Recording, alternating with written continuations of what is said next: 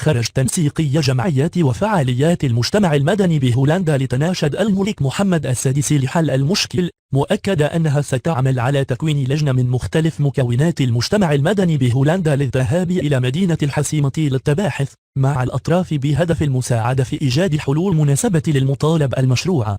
وقالت التنسيقية في بيان لها إن ما يقع في الريف يعد أزمة تهدد استقرار المغرب، مناشد الحكومة المغربية لتسريع المشاريع المسطرة في المنطقة لاسترجاع ثقة السكان وتحقيق مطالبهم، مشير أيضا إلى أنه على المجالس البلدية والإقليمية أن تتحمل المسؤولية في مسايرة مشاكل ومعاناة السكان وإيجاد الحلول المناسبة لها.